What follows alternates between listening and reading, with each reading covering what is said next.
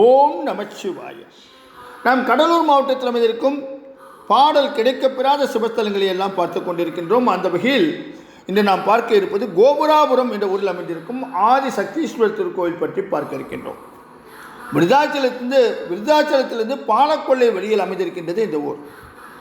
விருத்தாச்சலம் மற்றும் உளுந்தூர்பேட்டையிலிருந்து இந்த ஆலயத்துக்கு செல்வதற்கு பஸ் வசதிகள் இருக்கின்றன. இந்த ஆலயத்தின் மூலவர் ஆதி சக்தீஸ்வரர், தாயார் ஆதி சக்தீஸ்வரி, தலவிருச்சம் இலந்தை, தீர்த்தம் தீர்த்தக்குளம்.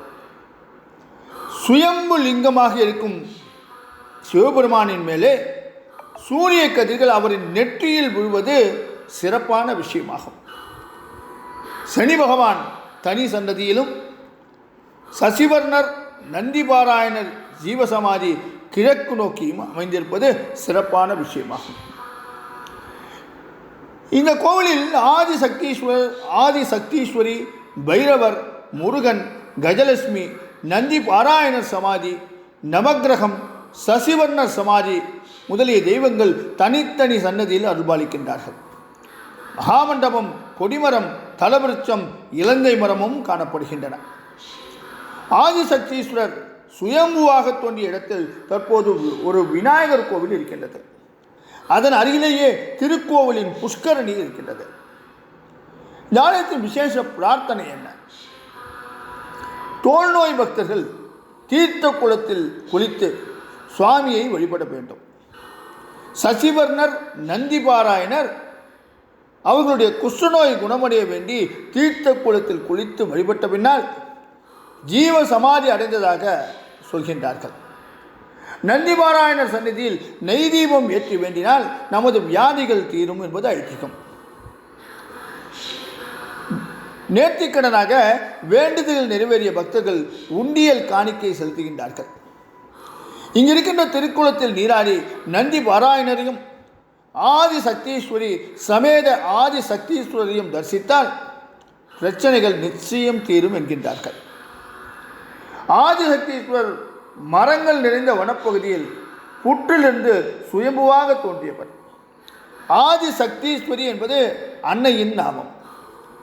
1000 வருடங்களுக்கு முற்பட்ட பழமை வாய்ந்த கோவில் இது. இந்த தலத்தின் தலைபெருமை என்ன? ஒரு சமயம் சசிவர்ணர் என்ற அந்தனர் மது அருந்துதல், மாமிசம் புசித்தல் போன்ற தீய செயல்களில் ஈடுபட்டதால் அவரது உருவம் உருக்குலைந்ததுடன் கை இழந்தும் அவர் வாழ்ந்து வந்தார். நந்திபாராயணர் சித்தரை கேள்விப்பட்ட சசிவர்ணர் அவரிடம் சரணடைந்து தன்னை காக்க வேண்டினார். நந்தி பாராயணர் கூறியபடி திருக்குளத்தில் மூழ்கி எழுந்ததும் அவருடைய நோய்கள் பூரணமாக குணமானது.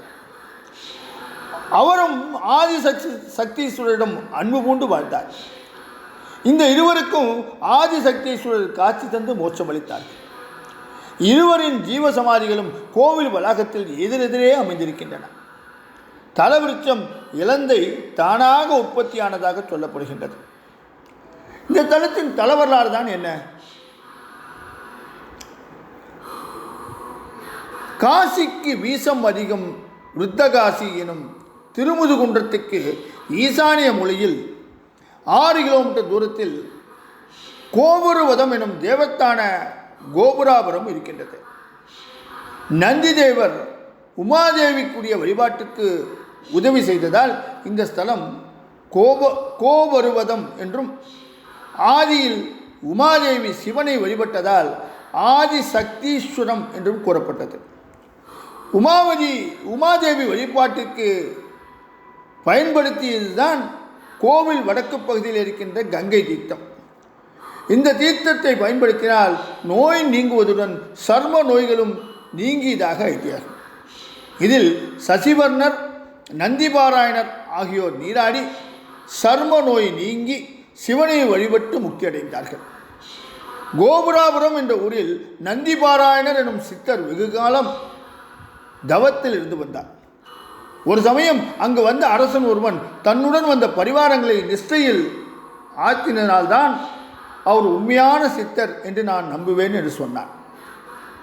அடுத்த நிமிடம் நந்திபாராயணரின் பார்வைப்பட்ட மாத்திரத்தில் வந்திருந்த அனைவரும் நிஷ்டையில் ஆழ்ந்து விட்டார்கள். இதனால் அவரின் மகிமையை உணர்ந்த அரசன் தன் தவறை மன்னிக்க வேண்டினார்.